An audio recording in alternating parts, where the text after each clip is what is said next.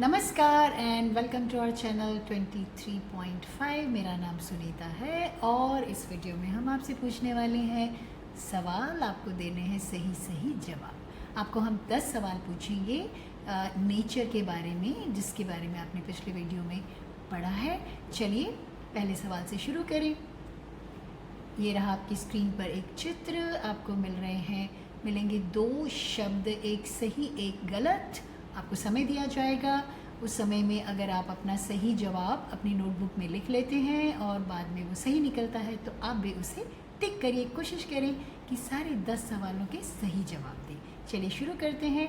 आपकी स्क्रीन पर आगे 2 शब्द, एक सही एक गलत, और समय बताएगा कौन सा सही है।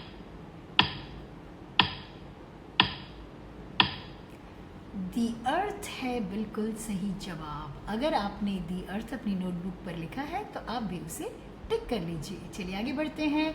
एक और चित्र आ गया है, 2 शब्द आ गए हैं और अब समय भी टिमटिमाने लग गया है।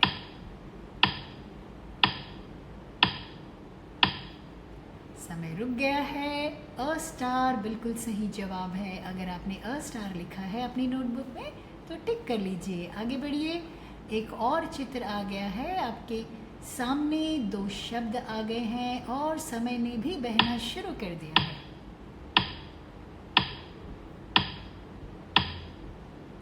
अ रिवर है बिल्कुल सही जवाब। टिक कर लीजिए अगर आपने भी अ रिवर अपनी नोटबुक में लिखा है। चलिए आगे बढ़ते हैं। अब हमारा सवाल बदल रहा है। आपके सामने 2 चित्र हैं, 3 डैश हैं और 2 लेटर्स आपको मिल गए हैं।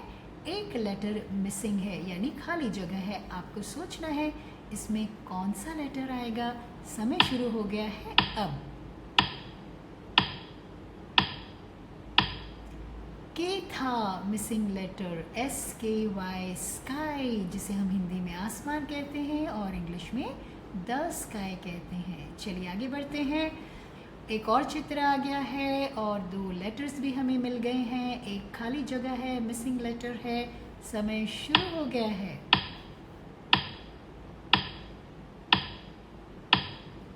कौन सा था मिसिंग लेटर?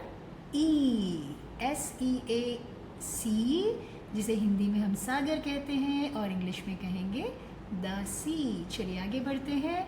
ये क्या चमक रहा है हमारी स्क्रीन पर, जिसका मिसिंग लेटर बीच में आपको जल्दी से बताना है। समय शुरू हो गया है अब।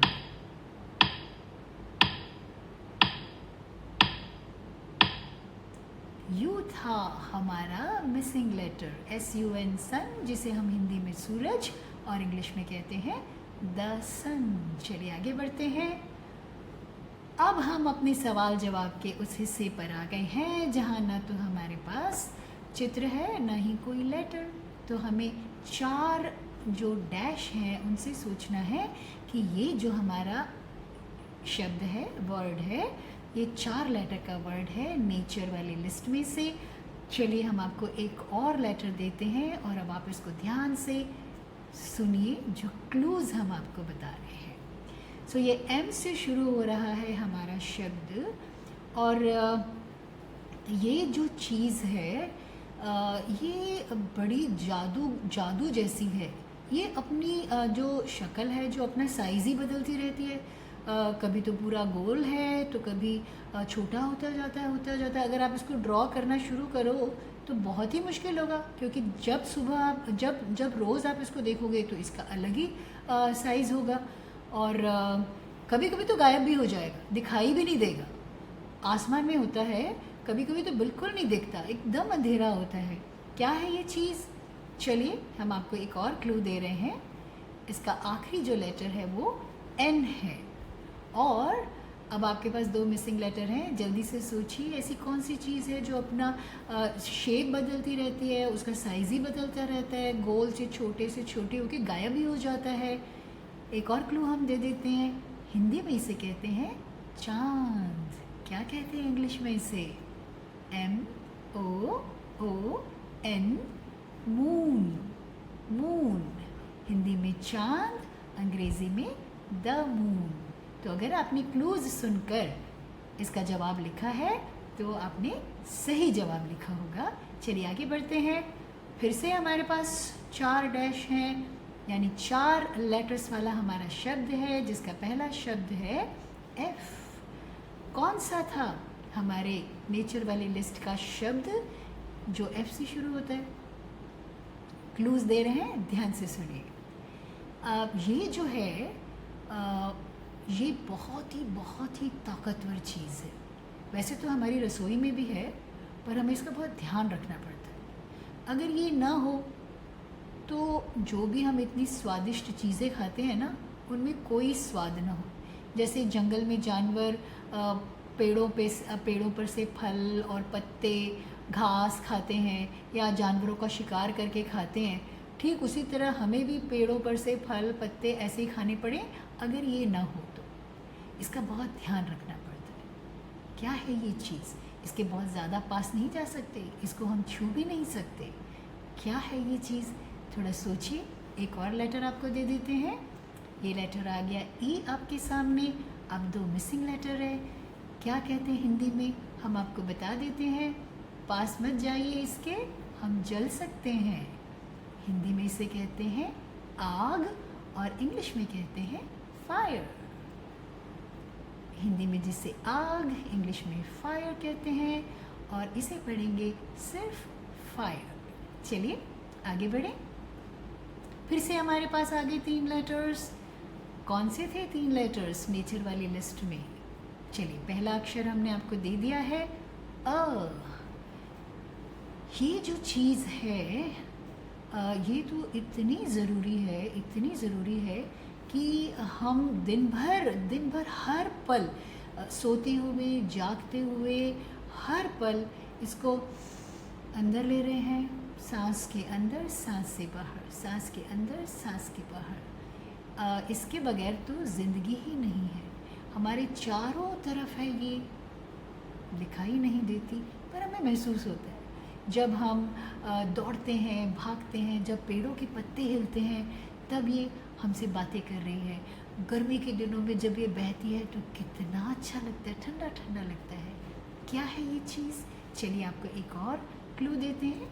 आखिरी लेटर बता देते हैं आर, और अब तो एक मिसिंग लेटर रह गया है। हिंदी में इसे कहते हैं हवा, जिसे हम हिंदी में हवा कहते हैं। क्या कहते हैं इंग्लिश में इसे? एयर। एयर, जिसे हम हिंदी में हवा, इंग्लिश में एयर कहते हैं। चलिए अब हम अपने इस सवाल जवाब का आखिरी सवाल पूछें आपसे, जिसमें है पूरे 5 लेटर्स। कौन सा शब्द था जिसमें 5 लेटर्स थे? चलिए पहला क्लू आपको दे दें। पहला इसका लेटर है डब्ल्यू। डब्ल्यू से शुरू होने वाला ये जो हमारा शब्द है, ये इतना ज़रूरी है कि ये ना हो तो ज़िंदगी ही नहीं है, जीवन ही नहीं है। हम दिन भर इसका इस्तेमाल करते हैं। जब दौड़ते हैं, भागते हैं, खेलते हैं, उसके बाद तो और भी ज़्यादा इसका इस्तेमाल करते हैं। ये हमारे घर में कई जगह पर होता है। रसोई घर में होता है, बाथरूम्स में होता है। सुबह शाम हम इसका कई काम करने में इस्तेमाल करते हैं। और सिर्फ ये हमें ही नहीं चाहिए, इस पृथ्वी पर जितने भी लोगों में जो सांस लेते हैं, बड़े होते हैं, सजीव वस्तुएं हैं जिसमें ज़िंदगी है, जीवन है, उन सबको इसकी ज़रूरत है। ये ना हो तो हम बहुत कम समय तक के लिए जिएंगे। इसका हमें बहुत ख्याल रखने की ज़रूरत है। आसमान से आता है। क्या है ये? चलिए आखिरी लेटर बता दिया आपको, आर। सोचिए कौन सी चीज़ है जिसके बगैर हमारा खेल कर जब हम आते हैं, या आप खिलाड़ियों को भी देखते होंगे, उन्हें भी इसकी ज़रूरत पड़ती है। क्या है ये? मिसिंग लेटर सोचिए ज़रा। ए टी, हिंदी में क्या कहते हैं इसे?